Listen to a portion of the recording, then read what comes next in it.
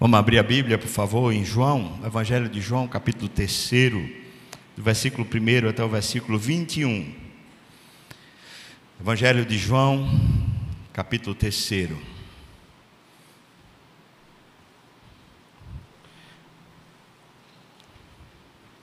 Na missão de Deus, naquilo que Deus está fazendo na terra, nós encontramos no exemplo de Jesus. A sua maneira mais prática de agir foi preparando pessoas. É o chamado discipulado. É aquele andar junto, não um com o outro apenas, mas sobretudo andar junto com Cristo. E aprender um com o outro a andar junto com Cristo. Um apoia o outro, um lembra o outro, um adverte o outro, um abençoa o outro. Jesus fez isso com os seus discípulos. E algumas pessoas que intentavam, pelo menos diziam querer, não andaram com Cristo. Esse texto fala de uma dessas pessoas que parecia ter interesse, mas tinha outros interesses dentro do seu coração que o impediram de seguir Jesus de perto. Vamos ler João capítulo 3, a partir do primeiro versículo até o versículo 21. Versículo 1 fala: havia entre os fariseus um homem chamado Nicodemos, um dos principais dos judeus. Este, de noite, foi ter com Jesus e lhe disse: Rabi, sabemos que tu és mestre vindo da parte de Deus, porque ninguém pode fazer estes sinais que tu fazes se Deus não estiver com ele. A isto respondeu Jesus: em verdade te digo que se alguém não nascer de novo, não pode ver o reino de Deus. Perguntou-lhe Nicodemos: como é que pode um homem nascer sendo velho? Porventura voltar ao ventre materno e nascer segunda vez? Respondeu-lhe Jesus: em verdade te digo, quem não nascer da água e do Espírito não pode entrar no reino de Deus. O que é nascido da carne é carne, e o que é nascido do Espírito é Espírito. Não te admires de eu te dizer: importa-vos nascer de novo. O vento sopra onde quer, ouves a sua voz, mas não sabes de onde vem, nem para onde vai. Assim é todo o que é nascido do Espírito. Então lhe perguntou Nicodemos: como pode suceder isso? Acudiu Jesus: tu és mestre em Israel e não compreendes estas coisas? Em verdade te digo que nós dizemos o que sabemos e testificamos o que temos visto, contudo não aceitais o nosso testemunho. Se tratando das coisas terrenas não me credes, como crereis se vos falar das celestiais? Ora, ninguém subiu ao céu senão aquele que de lá desceu, a saber, o Filho do homem que está no céu. E do modo por que Moisés levantou a serpente no deserto, assim importa que o Filho do homem seja levantado, para que todo que nele crê tenha a vida eterna. Porque Deus amou o mundo de tal maneira que deu seu Filho unigênito, para que todo o que nele crê não pereça, mas tenha a vida eterna. Porquanto Deus enviou o seu Filho ao mundo não para que julgasse o mundo, mas para que o mundo fosse salvo por ele. Quem nele crê não é julgado. O que não crê já está julgado, porquanto não crê no nome do unigênito Filho de Deus. O julgamento é este: que a luz veio ao mundo e os homens amaram mais as trevas do que a luz, porque as suas obras eram más. Pois todo aquele que pratica o mal aborrece a luz e não se chega para a luz, a fim de não serem arguidas as suas obras. Quem pratica a verdade aproxima-se da luz, a fim de que as suas obras sejam manifestas, porque feitas em Deus. Amém. Vamos orar, irmãos. Senhor, eu te peço a tua bênção sobre irmãos nossos que estão sofrendo, passando por lutas, por questões de saúde, como Aurilo, que o Senhor derrama a sua bênção sobre ele. Derrama a sua bênção, Senhor, sobre todos os nossos irmãos enfermos, fracos, de alguma maneira doentes ou debilitados, que o Senhor os encontre. Abençoa todos nós também, Senhor, por meio da Tua palavra. Que essa palavra encontre para nós um lugar muito seguro, muito precioso no nosso coração. Tu sabes como abrir os nossos olhos, é isso que eu te peço, em nome de Jesus, amém e amém. A conversa de Jesus com Nicodemos, mas quem é Nicodemos? A Bíblia diz no versículo 1 quem é esse homem chamado Nicodemos. Ele é fariseu e um dos principais judeus, que quer dizer que ele é uma pessoa muito bem instruída, muito bem formada no que diz respeito ao entendimento do Velho Testamento. É alguém que estudou, que foi gabaritado, preparado para ser líder religioso, um líder formal religioso. Mas ele é um dos principais dos judeus. Significa que ele também exerce uma proeminência em relação à nação. Ele de alguma maneira faz parte do status de governo. Ele é alguém que tem poder de mando, de comando em Israel. Portanto, esse homem é um homem letrado, culto, capacitado, que tem um status distinto na nação, porque ele é alguém que consegue governar. É um líder. Ele possui cabedal de conhecimento e ele possui status na nação. Essas duas coisas, de alguma maneira, envolvem o seu coração. E toda a conversa de Jesus com Nicodemos está baseada praticamente nessas coisas que envolvem o coração de Nicodemos. Calvino fala que Nicodemos, muito provavelmente, era um homem que tinha uma grande capacidade acadêmica, uma grande capacidade de interlocução, mas completamente cego para as coisas de Deus, incapaz de ver a visitação de Deus no Filho de Deus em Jesus Cristo, e incapaz de entender as coisas mais simples da vida com Deus. Portanto, ele é um grande religioso, é um grande líder, homem com a vida ilibada, certamente, um grande exemplo de ética, um grande exemplo de moral, de bons costumes, uma pessoa que fala com desenvoltura sobre o conhecimento bíblico. No entanto, é alguém que não conhece a Deus, alguém que está desprovido do discernimento e do Espírito Santo. Esse é Nicodemos. E o encontro, a partir disso, é Jesus tentando dizer para Nicodemos que ele precisa de alguma coisa a mais que ele não tem, e essa coisa redefiniria toda a sua vida. Quando Jesus é interpelado por ele é interpelado à noite.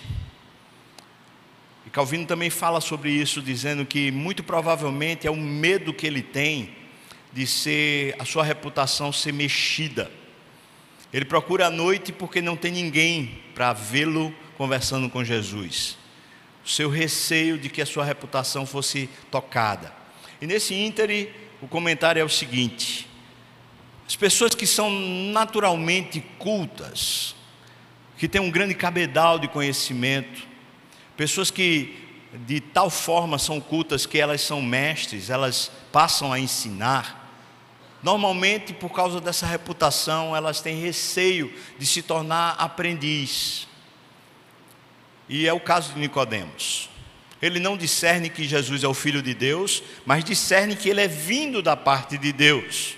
E quando ele usa esse termo, ele está usando um termo próprio da época, dizendo que ele considerava Jesus como se fosse uma espécie de profeta do Velho Testamento, um homem ungido, capacitado por Deus, por causa dos sinais. E os sinais, de certa forma, em Israel e no Novo Testamento, acompanham a pregação da palavra, testemunhando que é o Espírito e não o homem, não a força do homem, mas o próprio Espírito Santo quem está fazendo aquela obra. Nicodemos reconhece, ele fala, esse cara é ungido, esse homem chamado Jesus, ele tem um toque divino, mas ele não reconhece que é o Filho de Deus. Ele não reconhece que, de fato, ele é um mestre mais apto do que o próprio Nicodemos. Então, a sua reputação, o seu cabedal de conhecimento o impede de ir publicamente a Jesus como um discípulo, como um aprendiz, como um aluno que quer aprender do mestre. É justamente isso que impede Nicodemos de crescer ou de se converter. É o seu orgulho, é a sua autoconfiança, é a sua própria história e a sua estrela, que é brilhante no meio de Israel. O que é que acontece? Jesus, interpelado por ele, diz para ele: em verdade te digo. E você vai encontrar Jesus várias vezes usando essa mesma expressão para dizer o seguinte: você precisa prestar atenção no que eu estou falando. E é natural de quem tem muito conhecimento, de quem já tem muita estrada e muita escola, é natural que não tenha ouvidos de aprendiz para aprender. Antes, pelo contrário, à medida que ouve, já refuta ou já forma a sua própria maneira de interpretar. O que Jesus está dizendo quando fala em verdade te digo, é dizendo para ele: você precisa prestar atenção no que eu estou falando, senão você não vai aprender. Mas Nicodemos, ao que tudo indica, pela maneira como a conversa vai se desenrolando, ele entende com a razão, mas ele não entende com o coração. E isso é dito porque muito provavelmente a conversa de Jesus com Nicodemos foi em hebraico. E se foi em hebraico, os termos não têm nenhum tipo de duplo sentido. Antes, pelo contrário, é bem factual. É claro que foi escrito em grego koiné, e o texto que a gente tem é em grego koiné, mas muito provavelmente a conversa se deu em hebraico, não deixando nenhuma vazão para um pseudo entendimento ou para um duplo entendimento. Portanto, Jesus foi muito objetivo na sua conversa com Nicodemos. O conteúdo da sua conversa é o que nós vamos expor a partir de agora.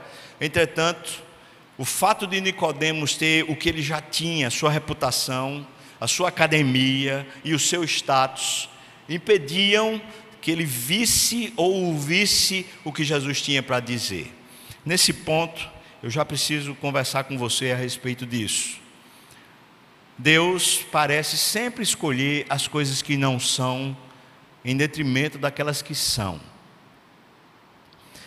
Na Bíblia está várias vezes, várias advertências contra, por exemplo, os ricos nesse mundo, ou os sábios nesse mundo, ou os grandes nesse mundo, falando que o tesouro dos céus, a riqueza do Evangelho, parece ser incompatível com o modus operandi e com a maneira sistêmica com que essas pessoas lidam com a sua vida. O Evangelho é uma coisa que atrapalha os poderosos desse mundo, atrapalha os ricos nesse mundo, atrapalha os cultos sábios desse mundo. Porque o Evangelho é cheio da graça de Deus. E a graça de Deus, ela diz exatamente isso: você não consegue, mas Deus é generoso para lhe levantar. Você não pode, mas Deus lhe amou e lhe resgatou. O Evangelho, por um lado, é a boa notícia de Deus, dizendo que Deus resolveu lhe amar. Por outro lado, ela é uma má notícia, porque diz que você é incompetente. Você não tem cabedal suficiente para se chegar a Deus e para amá-lo. Mas para pessoas que são orgulhosas e que de alguma maneira se confiam naquilo que tem muita dificuldade de aceitar a parte B do Evangelho, a parte humilhante do Evangelho, que é o reconhecimento da nossa incompetência, da nossa incapacidade completa de estar com Deus e de servir a Deus. O Evangelho, por natureza, nega o poder humano, nega a capacidade humana. Por natureza, o Evangelho é o poder de Deus, não o poder dos homens, não a eficiência dos homens, não o cabedal dos homens, é o poder de Deus. Em sendo o poder de Deus, por natureza, ele se contrapõe a qualquer outra fonte de poder. Por isso, todas as pessoas que ao ouvirem o verdadeiro Evangelho, elas por um lado se sentem exaltadas pelo amor constrangedor de Deus, e por outro lado elas se sentem humilhadas pela sua própria vergonha de serem incapazes de fazer qualquer bem ou qualquer coisa boa para Deus. Essa dupla mensagem, ela normalmente não cai bem ao coração humano. porque nós queremos sim ser amados, mas pelo mérito. E essa talvez seja a principal mensagem do diabo, é de que você precisa fazer por merecer o ser amado, o ser elogiado, o ser recebido, o ser acolhido, o ser de alguma maneira percebido. Toda a nossa construção histórica no mundo está baseada justamente nesse fato de que, à medida que nós crescemos e conquistamos, então nós podemos ser apreciados, amados, elogiados, acolhidos, aceitos. O Evangelho diz o contrário. O Evangelho diz que todo o bem que você intentou fazer, toda a sua potencialidade, para Deus é nojenta. Ele tem asco. Ele tem ânsia de vômito de toda a potencialidade humana, porque ela na essência nega a presença de Deus. Por Deus ter nojo disso, Ele não consegue compactuar com isso, e Ele nega isso. O Evangelho, portanto, nos torna humildes em essência, nos faz caminhar com Cristo a depender dEle e não depender de nós mesmos em nenhuma instância. Quando eu falo isso, irmão, eu queria que você aplicasse a sua vida dentro das dimensões que você tem, porque certamente você tem uma série de cabedais, uma série de conhecimentos, de competências, de estruturas que são muito particulares. O que é que você tem de potencial, mesmo de potencial já desenvolvido? O que é que você tem? E todos nós aqui, individualmente, temos um potencial. Alguns têm um potencial maior na parte acadêmica, outros têm numa parte financeira, outros têm numa parte relacional, outros têm numa parte da própria história familiar. Ou seja, tudo isso que nós formamos ao longo da nossa vida, pode ser, como foi para Nicodemos, o impedimento de fato vivermos com Deus, de fato sermos discípulos do Senhor, de fato seguirmos a Cristo. Podemos até ter interesse por Ele, nós podemos até buscá-lo como Nicodemos fez, mas quando essas coisas, como a nossa reputação, como nossa elucubração, nossa genialidade, nossa formação, nosso status, nosso reconhecimento humano nos impedem de reaprendermos a vida a partir de Cristo, nós estamos em maus lençóis. No que é que você é bom? No que é que você tem um bom potencial, um bom cabedal? No que? Pense, porque certamente isso pode ser justamente aquilo que o Evangelho está querendo tirar de você. Pode ser justamente o que o Evangelho está dizendo para você: não confie nisso, não se credencie nisso, não é isso o que eu quero você e não o seu orgulho. Pois bem, o que é que vai Jesus dizendo para Nicodemos? Agora vamos falar praticamente do conteúdo. Para falar do conteúdo, eu queria que você entendesse que uma parte é diálogo, do versículo 3 até o versículo 15, nós vamos encontrar um diálogo, mas ali do versículo 15 até o versículo 21, não há mais diálogo, é simplesmente um discurso. E é bem natural, porque o Evangelho de João ele é composto nessa estrutura textual. Que estrutura é essa? É um evento acontece, uma conversa, um milagre, uma história, e depois vem um discurso que é uma narrativa sobre o evento. Você vai ver que o Evangelho de João está todo estruturado nessa mesma estrutura textual. O evento e o discurso sobre o evento. Portanto, do versículo 15 até o versículo 21, o que vamos encontrar é Jesus falando sobre a conversa que teve com Nicodemos. Por isso, quando a gente estuda a conversa ou estuda o diálogo, a gente está estudando a mesma coisa, e uma coisa não pode ser estudada sem a referência da outra. Vamos lá. Versículo 3, Jesus diz: em verdade te digo que você precisa, qualquer um de nós, todos nós, precisamos nascer de novo para entrar no reino dos céus. Eu sei que aqui a palavra está ver, mas adiante Jesus usa sobre o reino dos céus entrar. E portanto são as mesmas coisas. Ele está falando sobre a vida celestial, que começa a partir do momento que você é salvo. Não começa apenas quando você morre e vai para o céu e tem o seu corpo transformado, mas começa no momento que você se depara com o verdadeiro evangelho. Essa boa nova de Deus que diz que você é incompetente na sua própria força para servir a Deus, mas que Deus lhe amou, lhe capacitando. Essa vida de Deus lhe transforma, não apenas depois, mas já lhe transforma aqui e agora. E é claro que no que Ele transforma você aqui e agora, haverá um processo no qual nós vamos retirando toda a capa, essa capa da reputação, essa capa do orgulho, nós vamos retirando para sermos cada vez mais dependentes de Deus, como seremos completamente na vida por vir, ou melhor, na vida pós-morte. Mas o fato é que essa história já está começando agora. Por isso, a referência de Jesus, é necessário que haja um novo nascimento. Falando a respeito disso, Nicodemos diz assim: olha, como é que pode? Como é que pode um homem nascer de novo, ele sendo velho? Como é que ele pode voltar ao ventre materno? É isso? Aqui mostra não a ignorância de Nicodemos. Porque o termo que foi usado por Jesus dizendo sobre novo nascimento, a conversa tendo sido em hebraica, não deixava ambiguidade. Jesus estava falando das coisas espirituais. E sendo coisas espirituais, Nicodemos, que era mestre nesse assunto, deveria não só conhecer, mas deveria ser afeito a isso. Ele deveria ter o coração nisso. Mas a pergunta de Nicodemos revela a aversão que ele tem ao tipo de doutrina com o qual ele não está afeito. Ele transforma uma conversa espiritual em um elemento material físico. Ele pergunta sobre como se ele quisesse deslocar a conversa. Ele diz: então como é que eu posso voltar ao ventre da minha mãe? Isso mostra a dificuldade que ele tem de ser discípulo.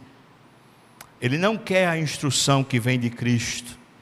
Ele quer se manter como mestre, como instrutor. O texto segue.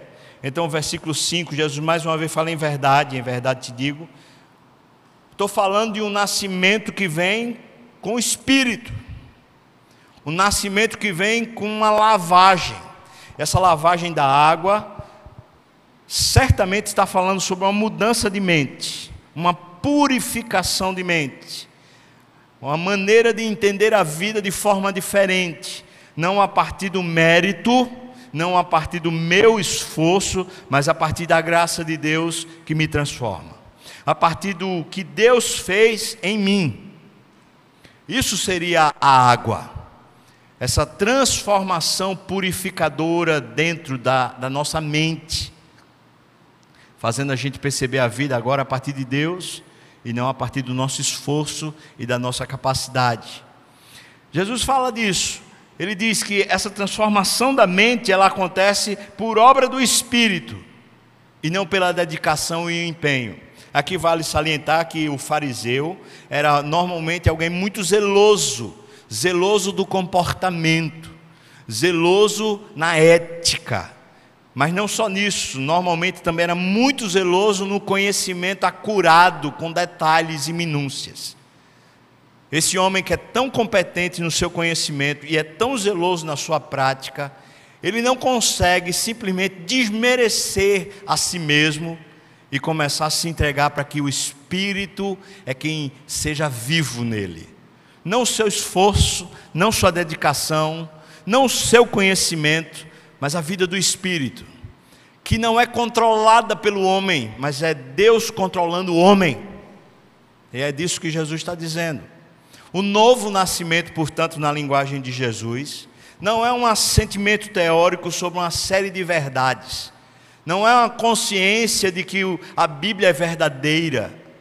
É muito mais do que isso, é uma nova mentalidade que nega o seu próprio potencial, sem desmerecer você, mas nega a sua competência de se fazer de alguma maneira viável, de se fazer de alguma maneira honrado, de se fazer de alguma maneira prestigiado.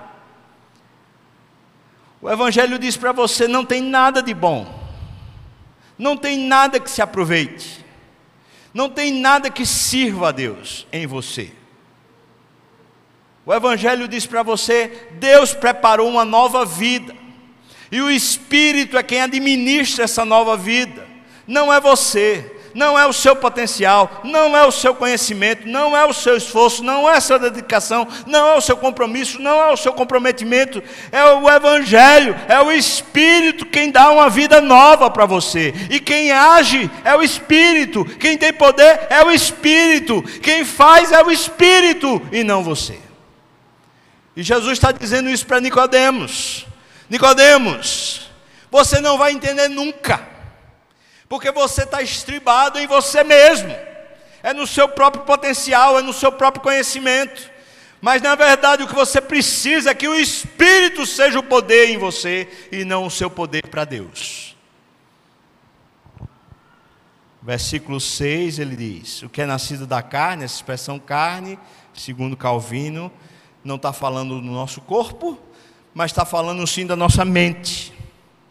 E quando está falando da nossa mente, está falando justamente da maneira como enxergamos o mundo. E se nós enxergamos o mundo a partir do nosso mérito, o Evangelho certamente não está em nós. Mas se enxergamos o mundo a partir do Espírito, certamente nós temos fé, esperança e amor, que são frutos naturais da obra do Espírito dentro de nós. O que é nascido da carne é carne, e o que é nascido do Espírito é de Espírito. Então ele diz, versículo 7, você está admirado? É isso? Isso para você é novidade, eu dizer, você precisa nascer de novo? Preste atenção, irmão, porque a conversa de Jesus com Nicodemos é um puxão de orelha. E me parece estranho, porque supostamente esse homem que é um dos principais dos judeus, esse homem que é um fariseu, uma pessoa de tão grande reputação, parecia ser, aos olhos humanos, se Jesus assim quisesse, parecia ser um elemento chave para o desenvolvimento do seu ministério. Ou seja, se Nicodemos se agregar a mim, se Nicodemos se tornar um discípulo meu, então o meu ministério vai deslanchar entre os homens. Eu vou ter um referencial de um homem que já a nação toda admira. Mas Jesus não transforma a conversa com Nicodemos a partir justamente desse potencial de Nicodemos. Antes transforma a conversa num puxão de orelha. E está dizendo para ele: você está muito mal. Você não tem o que importa. Você tem todas as referências humanas, mas você não tem o que importa. Você não tem o Espírito. Você não tem Deus. Então posso dizer, aplicando, que a gente pode ter a igreja, a gente pode ter o ministério, a gente pode ser pastor, a gente pode ser presbítero, pode ser diácono, a gente pode ser membro da igreja desde o nascimento, a gente pode ter uma família que teve pastor, que teve presbítero, que teve o escambau, a gente pode ser missionário, a gente pode ser o que for diante dos homens, como Nicodemos era. Mas o que importa não é o potencial que você tem, o que importa é você ser cheio do Espírito, ser transformado, sua volição, seu entendimento ser transformado pelo poder do Espírito. E o que o Espírito faz essencialmente é fazer a gente dependente de Deus, dependente de forma interna, de você não se confiar a si mesmo, mas sempre confiar no que Deus está fazendo, não só por seu intermédio, mas também em você. Essa entrega, essa contínua entrega. Versículo 8, Jesus, mais uma vez falando sobre essa realidade espiritual, usa a expressão vento, que também é uma expressão sobre o Espírito. Diz: o Espírito, o vento sopra onde quer. E quando você ouve a sua voz, você não sabe nem de onde vem, nem para onde ele vai, você só sabe que está acontecendo. Não tem como você discernir o Espírito, mas o Espírito discerne você. E então ele segue adiante e diz: assim é o que é nascido do Espírito. Não é uma pessoa que discerne, mas é discernido. Vou usar isso de uma outra maneira. Aqueles que são nascidos do Espírito, eles não se visualizam à luz da sua história, à luz da sua competência, à luz do seu cabedal. Eles não se enxergam à luz do que eles conquistaram ou deixaram para trás ou perderam. Quem é nascido do Espírito é enxergado pelo Espírito. É o Espírito quem diz quem a pessoa é. Portanto, deixa de ser uma referência terrena e passa a ser uma referência celestial. É o próprio Espírito quem afirma o indivíduo a respeito de quem ele é. Versículo 9. Então Nicodemos lhe perguntou: Senhor, eu não estou entendendo.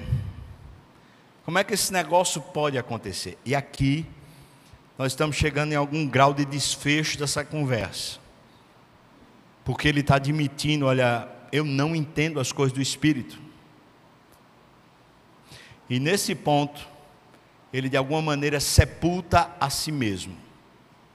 E posso dizer para você que toda pessoa que diz que eu não entendo as coisas do Espírito, eu não entendo, quando leio a Bíblia, eu não entendo o que é que ela quer dizer, eu não entendo aquilo que Deus quer de mim, pessoas que assim o fazem, assim o afirmam, elas estão de alguma maneira dizendo: eu ainda não conheço esse novo nascimento.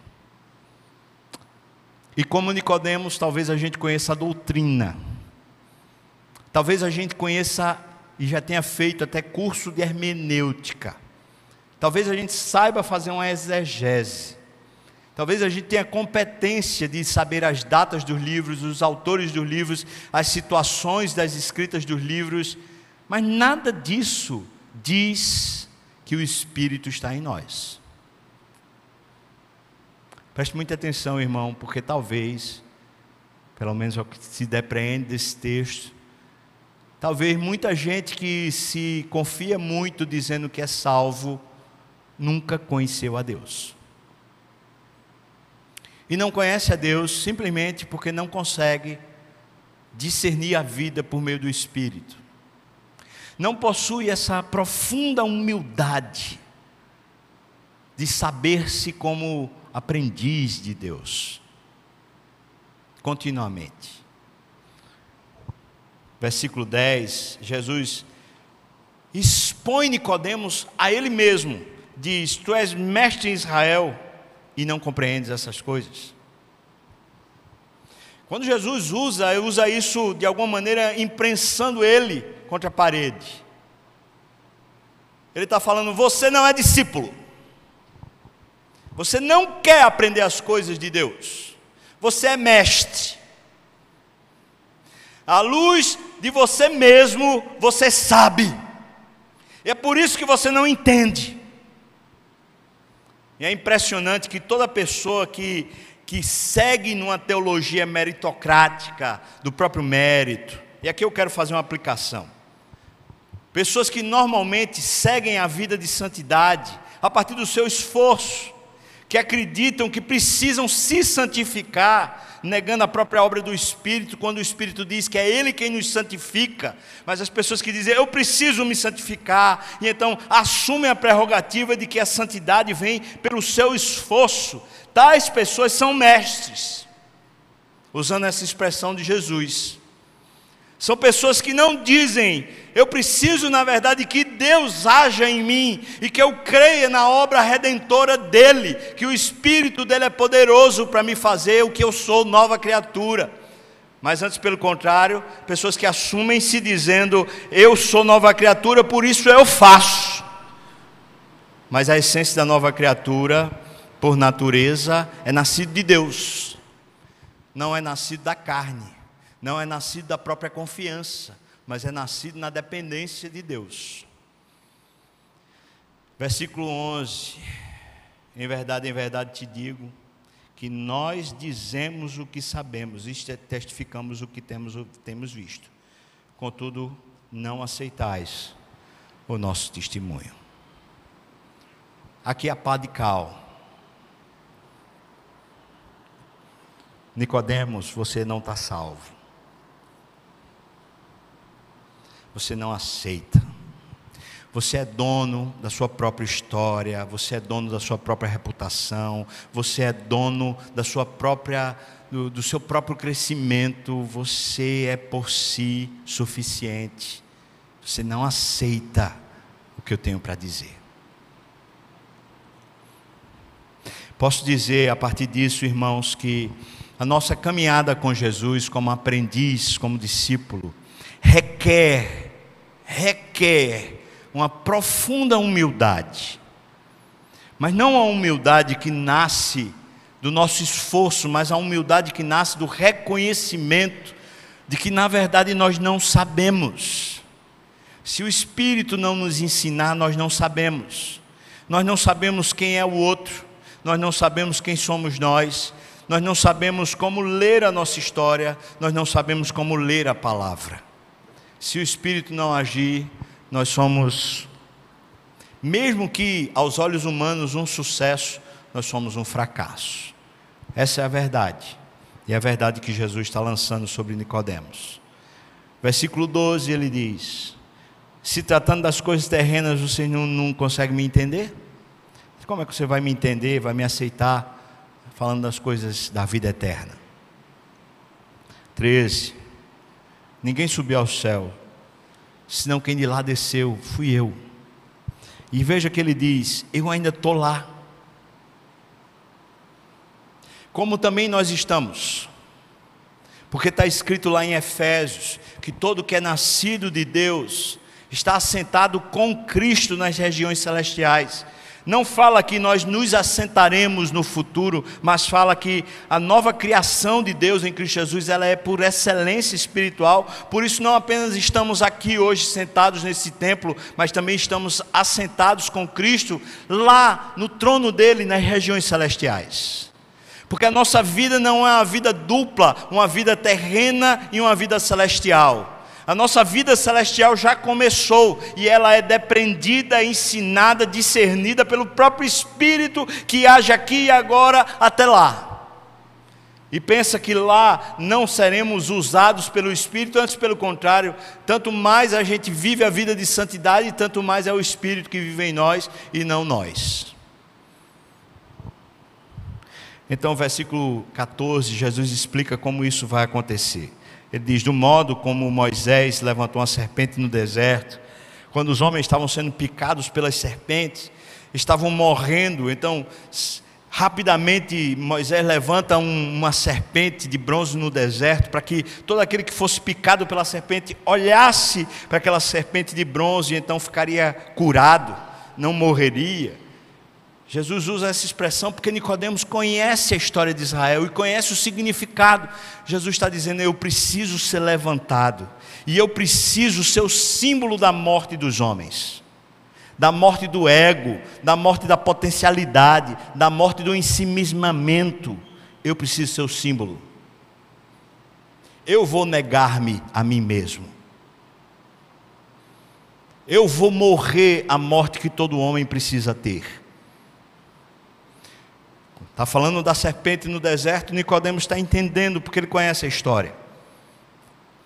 Jesus está falando da sua cruz. E está dizendo que a cruz é o ponto definitivo na história da nossa redenção. É o lugar onde nós nos encontramos com Deus, é na cruz. Daqui por diante ele fala, a partir da cruz há um julgamento.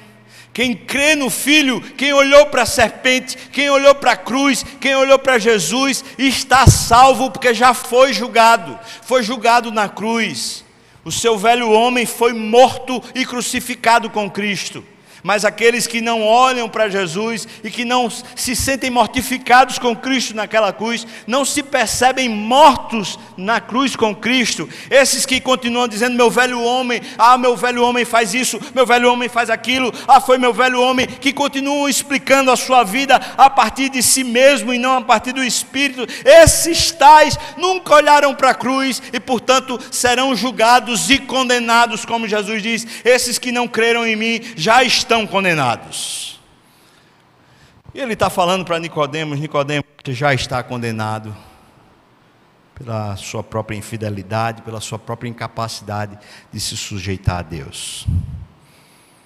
Versículo 18 ele diz, por favor, dê uma olhada: quem nele crê, olha para a cruz, olha para a serpente, quem nele crê não é julgado. O que não crê já está julgado, porquanto não crê no nome do unigênito Filho de Deus. E o julgamento é simples, é que à medida que alguém crê em Cristo, a verdade do Espírito vai discernindo as suas próprias obras que são más. Nicodemos olhava para as suas próprias obras e falava: são boas. Eu sou mestre em Israel, eu sou fariseu, eu sou educador, eu sou um homem de proeminência na nação, eu ajudo a nação a viver com Deus e a seguir a Deus, eu sou bom. Então Jesus está dizendo: quem crê em mim, quem crê na morte de Cristo, quem crê na suficiência dessa morte, está na luz e está se percebendo a luz da própria cruz. Dr. Martin Lloyd Jones fala que não é apenas o nosso pecado que nos denuncia a nossa falência, mas as nossas obras mais piedosas, as mais santas, mesmo quando estamos sós, de joelhos, clamando por misericórdia a Deus, até essa oração revela a nossa falência e a nossa pequenez. De tal maneira que a luz revela o que de fato somos. Nós fomos criados para sermos dependentes de Deus. Nós não fomos criados para sermos ensimesmados, dono do nosso próprio nariz, dono da nossa própria história, dono da nossa própria jornada. Nós fomos criados para andar com Deus, na dependência do Espírito, no fluir do Espírito. E isso essencialmente é nascer de novo. Queria convidar os presbíteros para a gente distribuir a ceia do Senhor agora. Por favor, venham para cá e me ajudem. Enquanto eles estão vindo, eu queria aplicar a palavra.